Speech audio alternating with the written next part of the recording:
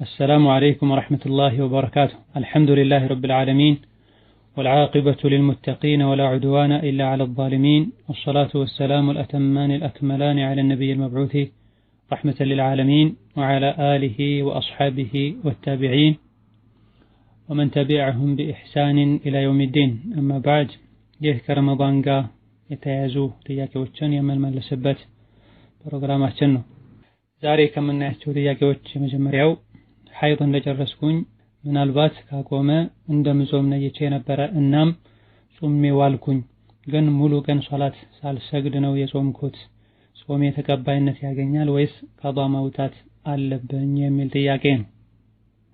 ሴት ልጅ ከወር አበባ ደም እንደጠራች ገላዋን መታጠብ ይወጅብባታል። ቀጥሎ ያሉ ሶላቶችን በወቅታቸው መስገድም ይጠበቅባታል። ጾሙን በተመለከተ ጎህ ሳይቀድ በፊት ከወር አበባ ደም ከጠራች ወዲያውኑ ታጥባ መጀመር ከቻለች ጥሩ። ወዲያውኑ ታጥባ መጀመር ካልቻለች አዛን ከማለቱ ጎህ ከመቅደዱ በፊት መጥራቷን እርግጠኛ ከሆነች መታጠቡን ከፈጅር በኋላ እንኳን ብታዘገየው ምንም ችግር የለውም። ለመሆኑም ጎህ ከመቅደዱ ፈጅር አዛን ከማለቱ በፊት መጥራቷን እርግጠኛ ከሆነች መጾም ትችላለች።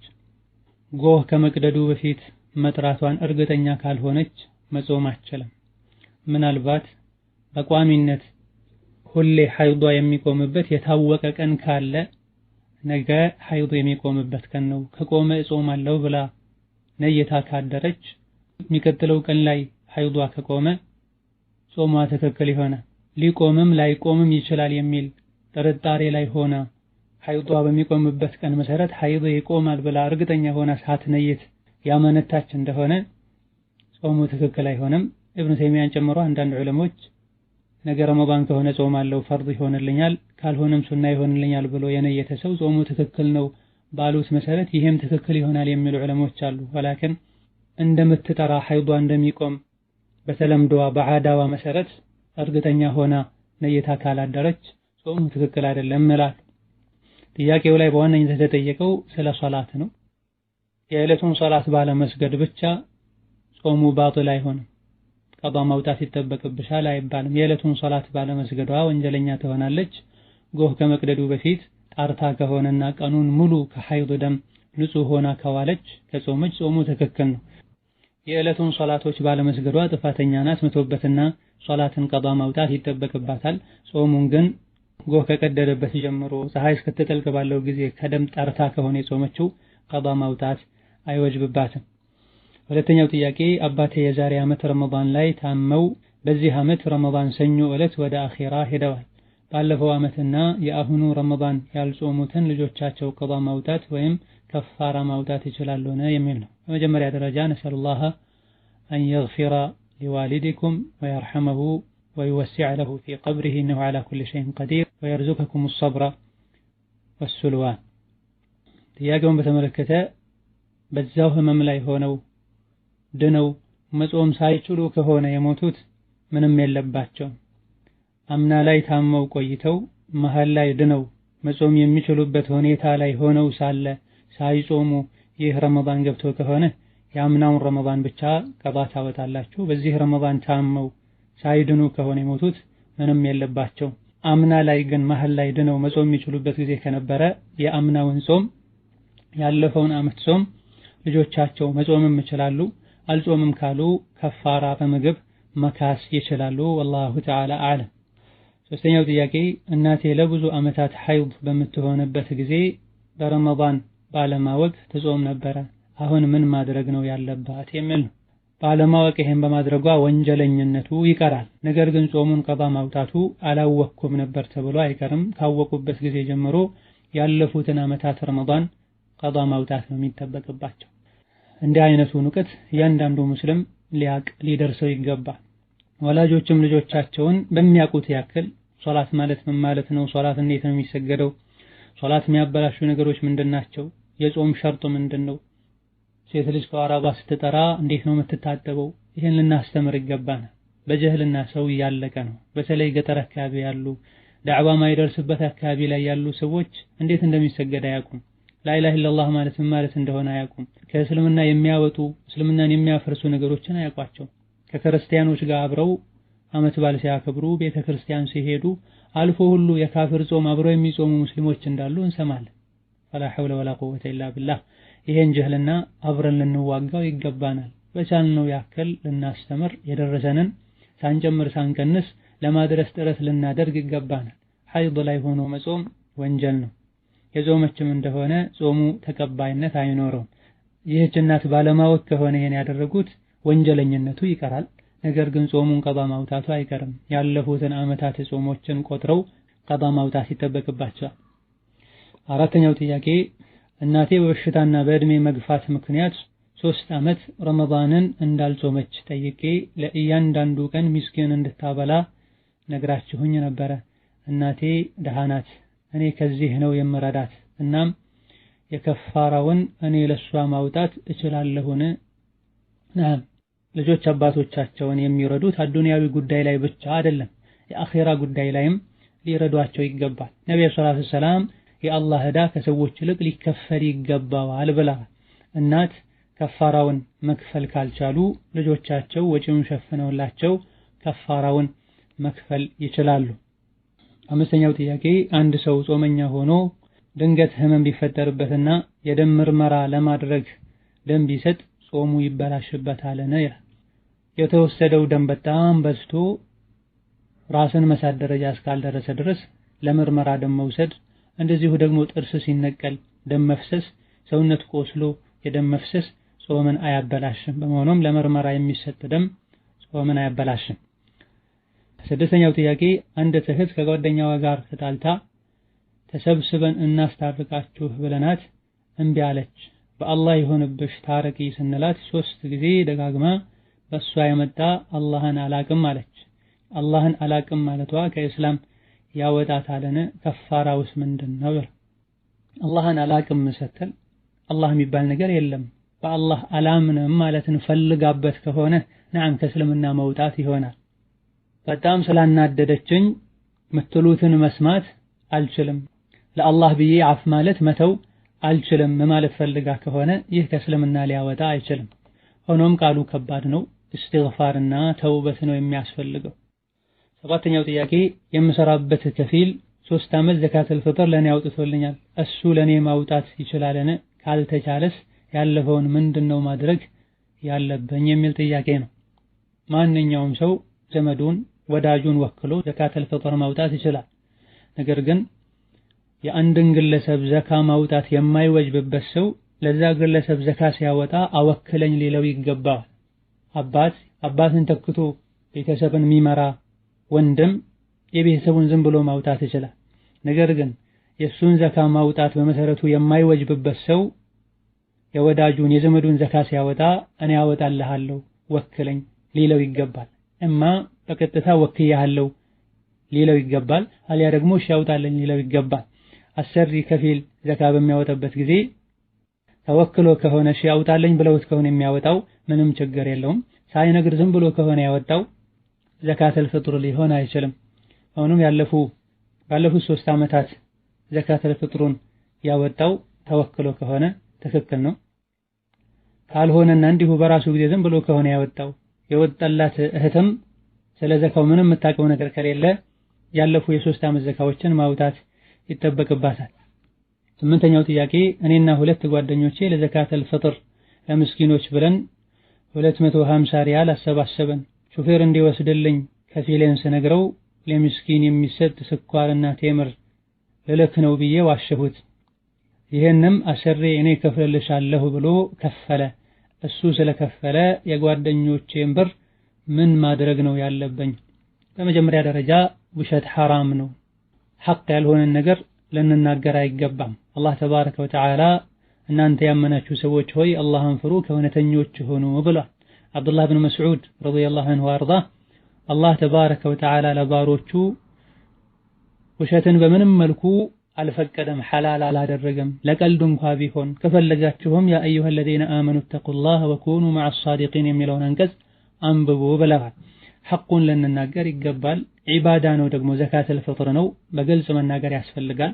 አልፎ ሁሉ የሌላን ሰው ጭምር አማና ተሸክሞ እንዲህ አይነት ንግግር መናገርና ግዴታን በአግባቡ አለመወጣት አላህ ዘንድ የሚያስጠይቅ ተግባር ነው። ግለሰቡ ስኳርና ቴምር የሰጠው በሰደቃ መልኩ ነው። ዘካተል ፍጥር ደግሞ ዋጅብ ነው፣ በዋጅብነቱ ነው የሚሰጠው። እሱ የሰጠው በተጠውዕ በተጨማሪ ሰደቃነት ከመሆኑ አንፃር የራስሽና የወከሉሽ እህቶችሽን ዘካተል ፍጥር በአዲስ መልኩ ማውጣት ይጠበቅብሻል። በመሆኑም የጓደኞቼን ብር ምን ማድረግ ነው ያለብኝ? ዘካተል ፍጥሩ ለሚገባው አካል መሰጠት አለበት። ለዘካተል ፍጥር ልታወጪው ይገባል። ዘጠነኛው ጥያቄ ቤተሰቦቼ አደጋ ደርሶባቸው በሰው እርዳታ ነው የሚኖሩት፣ ዘካተል ፍጥራችንን ለነሱ መስጠት እንችላለን ወይ የሚል ጥያቄ ነው። ዘካተል ፍጥርም ይሁን ዘካተል ማል የሱን ወጪ መሸፈን በሸሪዓ ግዴታ ለሚሆንብን ሰው አይሰጥም። ለአባት ለእናት ልጆቻቸው ከጥሬ ገንዘባቸው ነው ሊሰጧቸው የሚገባው እንጂ ዘካተል ፍጥርን ለነሱ ሊሰጧቸው አይገባም። አንዳንድ ዑለሞች ልጆች ከጥሬ ገንዘባቸው ወላጆቻቸውን መርዳት የሚችሉበት አቅም ከሌላቸው የዘካ ገንዘብን ቢሰጧቸው ችግር የለውም ብለዋል። ዘካን እስኪቀበሉ ድረስ ሲቸገሩ ዝም ሊሏቸው አይገባም። አስረኛው ጥያቄ ለወላጆቼ በሙሉ ዘካ መስጠት እችላለሁን የሚል ጥያቄ ነው። ከፊተኛው ጥያቄ ጋር ተመሳሳይ ነው። ለአባት ለእናት እንደዚሁ ለአያቶቻችን ለልጆች ዘካ አይሰጥም። ወይም ባጭሩ ወይም በሌላ አገላለጽ ባጭሩ የሱን ወጪ መሸፈን በሸሪዓ ግዴታ ለሚሆንብን ሰው ዘካ አይሰጥም። ከተቸገሩ ከዋናው ገንዘብ ነው የሚሰጣቸው። ራቅ ብለው ላሉ ዘመዶች ለምሳሌ እንደ አክስትና አክስት ልጆች ዘካ ቢሰጥ ችግር የለውም ብቻ ሳይሆንም የተቸገሩ ሰዎች ከሆኑ ዘካ ለባዕድ ከሚሰጥ ለነሱ መስጠቱ የተሻለ ይሆናል። የዝምድና መቀጠልና ሰደቃ የመስጠትን አጅር ስለሚያስገኝ ማለት ነው። 11ኛው ጥያቄ የኢትዮጵያ ስንት ብር ያለው ሰው ነው ዘካ ግዴታ የሚሆንበት የሚል ነው። ዘካ ይሄን ያክል ብር ያለው ሰው ላይ ዋጅብ ይሆናል አይባልም። ዘካ የሚሰላው በወርቅና በብር ሂሳብ ነው። 595 ግራም ብር ወይም ደግሞ 85 ግራም ወርቅ መግዛት የሚችል ሳንቲም ያለው ሰው ይህ ሳንቲም ሙሉ በሙሉ የሱ ሆኖ አመት ሙሉ ከተቀመጠ ዘካ ወጅቦበታል። ሳንቲሙ የሀብታምም ይሁን የደሃም ይሁን የህፃንም ይሁን የአዋቂም ይሁን የጤነኛም ይሁን የአእምሮ በሽተኛም ይሁን ገንዘቡ ራሱ ላይ ዘካ አለበት፣ ዘካ ሊወጣበት ይገባል። በወርቅና ብር ሲባል በራሴ ፍላጎት በራሴ ምርጫ ነው ወይ? ከፈለኩኝ በወርቅ ሂሳብ ካልፈለኩኝ በብር ሂሳብ ነው ወይ ማወጣው? ይህ በዑለሞች መሃል ኺላፍ ያለበት ጉዳይ ነው። ራጂሑና የተመረጠው በብር ነው የሚሰላው። አብዛኞቹ ደሊሎች የሚያሳዩትም ይሄን ነው።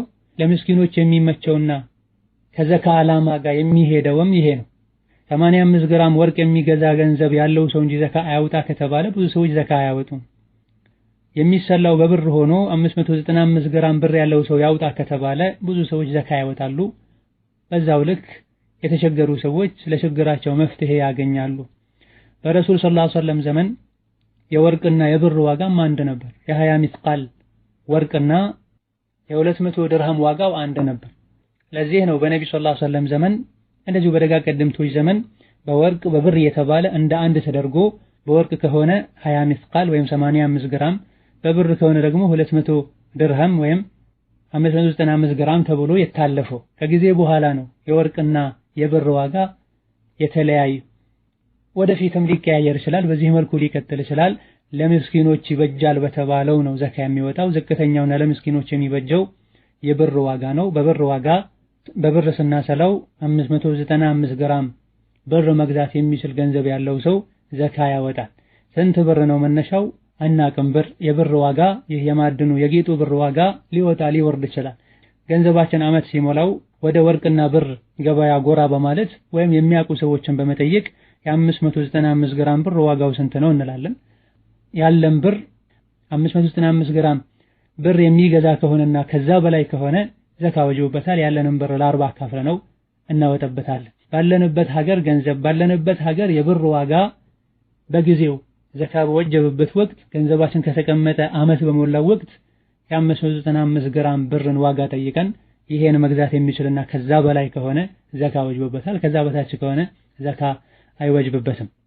ከዚሁ ተቀራራቢ የሆነው 12ኛው ጥያቄ በኢትዮጵያ 87400 ብር ላይ ስንት ብር ነው ዘካ የሚወጣለት የሚል። ማንኛውንም ያለንን ብር ለ40 ስናካፍለው የሚመጣውን ውጤት ዘካ እናወጣለን። 87440 ስናካፍለው 2185 ብር ይሆናል። በመሆኑም የኢትዮጵያ 87400 ብር ያለው ሰው የአንድ ዓመት ከሆነ 2185 ብር ያወጣል። የሁለት ዓመት ከሆነ ይሄን ለሁለት ማባዛት ነው። 13ኛው ጥያቄ እኔ ጀዳ ነው ያለሁት ያለ ሙህሪም ሐጅና ዑምራ ማድረግ እችላለሁን የሚል ጥያቄ ነው። በመጀመሪያ ደረጃ ከቋንቋ አንፃር ከሴት ልጅ ጋር አብሮ መሄድ የሚችል ወንድ ሙህሪም ሳይሆን የሚባለው መህረም ነው የሚባለው። የጥያቄውን ምላሽ በተመለከተ ከመካ ጀዳ ሰፈር ጉዞ ይባላል አይባልም? በዑለሞች መሃል በዘመኑ ያሉ ዑለሞች ሁለት አይነት አስተያየት አላቸው። ሁለቱም ከተማዎች ሰፍተው እንዳንድ ከተማ ሆነዋል ተቀራርበዋልና ጉዞ አይባልም፣ ችግር የለውም፣ ሴት ልጅ መህረም አያስፈልጋትም ያሉ ዑለሞች አሉ። ምንም እንኳ ከተማዎች ቢሰፉም መሃል ላይ ክፍተት አለ። የከተማዎቹ የመጀመሪያ ሁኔታ ነው የሚታየውና ሰፈር ይባላል ያሉ ዑለሞች አሉ።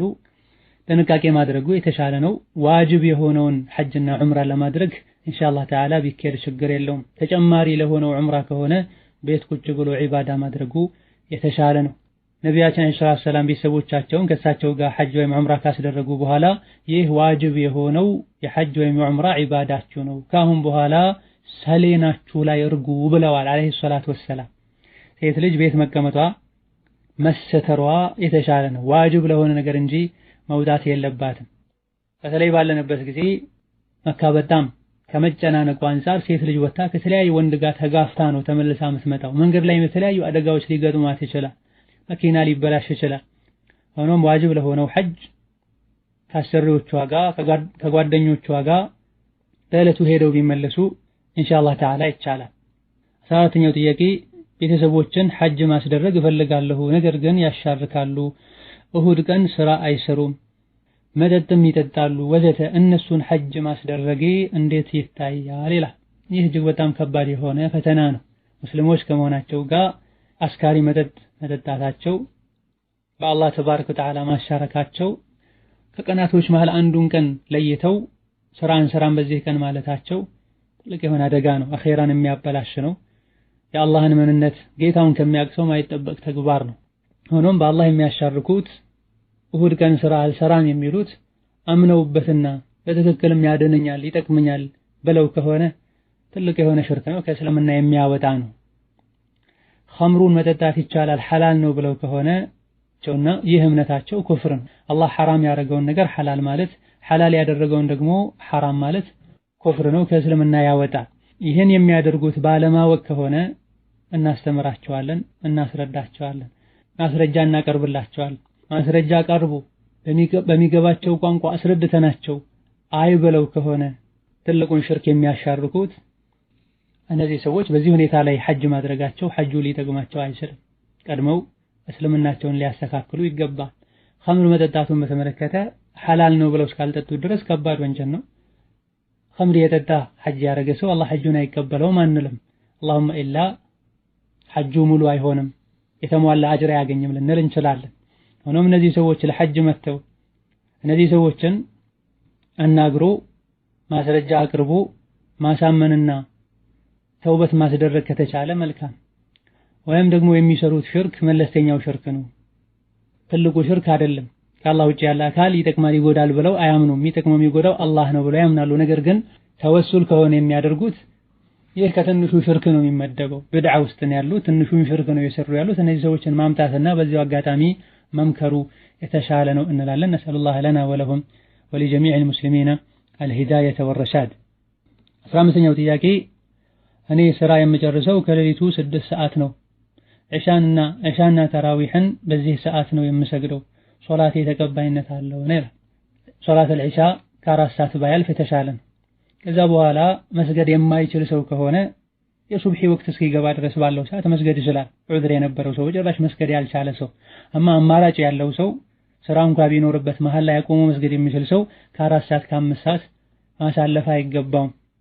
ተራዊሑን በተመለከተ በየትኛውም ሰዓት መስገድ ይቻላል። ከዒሻ ሶላት ጀምሮ እስከ ሱብሒ ባለው በየትኛውም ሰዓት መስገድ ይቻላል። በጀማዓ መስጂድ ሄዶ በወቅቱ መስገዱ የተሻለ ነው። በወቅቱ መስገድ ያልቻለ ሰው፣ ስራ ያለቀቀው ሰው በተመቸው ጊዜ መስገድ ይችላል። 16ኛው ጥያቄ ከዒሻ ሶላት በኋላ ተራዊሕ ሰግጄ ዊትር ሳልሰግድ የሌሊቱን ሶላት ስሰግድ አብሬ መስገድ ስፈልግ ተራዊህ ብዬ ነው የምነየተው ወይስ የሌሊት ሶላት ብዬ ነው? ዊትር ተብሎ የሚነየተውስ የመጨረሻው አንዱ ረካ ነው ወይ የሚል ጥያቄ። ማታ ላይ የሚሰገድ ሶላት በሙሉ ሶላት ለይል ይባላል፣ የሌሊት ሶላት ይባላል። ረመዳን ላይ በጀማዓ ከሰዎች የሰገደን ሁለት ረካ ላይ እያሰላምተን መሃል አራተኛው ላይ እያረፈን የምንሰግደው ሶላት ከሆነ ተራዊህ ይባላል። ስሙን የወሰደውም ከዚህ ነው፣ መሃል ላይ ማረፍ ማለት ነው። ተኝተን ተነስተን የምንሰግደው ሲሆን ደግሞ ተሐጁድ ይባላል ወይም ቂያም ለይል ሊባል ይችላል። ዊትር ማለት ደግሞ መጨረሻ ላይ የምንሰግደው ነጠላ ቁጥር ማለት ነው። አንዳንዴ ሌሊት ላይ ተነስተን የምንሰግደው ሶላት ሁሉም ዊትር ሊባል ይችላል፣ መጨረሻ ላይ ዊትር ስላለበት ማለት ነው። የተኛውም ይሁን በመላስ የሚነየት ነገር የለም። ዊትር ተብሎ በመላስ አይነየትም፣ ተራዊህ ተብሎ በመላስ አይነየትም። በልባችን ከነየተን በቂ ነው። 17ኛው ጥያቄ የሌሊቱን ሶላት ከረመዳን ውጪ ሌሊት መነሳት ካልተቻለ ከኢሻ ሶላት በኋላ መስገድ ይቻላልን? አዎን ይቻላል። ኋላ ላይ መነሳት አልችልም ያለ ሰው ከኢሻ ሶላት በኋላ ወዲያውኑ መስገድ ይችላል። ኋላ ላይ እነሳለሁ ያለ ሰው ደግሞ ሊነጋጋ አካባቢ ላይ መስገዱ የተሻለ ነው። ኋላ ላይ መነሳት አልችልም ብሎ ቀደም ብሎ ሰግዶ የተኛ ሰውም በኋላ ሲነሳ ሁለት ረካ የቻለውን ያክል መስገድ ይችላል። ዊትሩን ነው እንጂ መድገም አይቻልም። هذا والله تعالى أعلم። ለዛሬ በዚህ እናበቃለን። የተቀሩ ጥያቄዎችን በቀጣይ ፕሮግራም እንመልሳለን። ወሰላሙ አለይኩም ወራህመቱላሂ ወበረካቱሁ።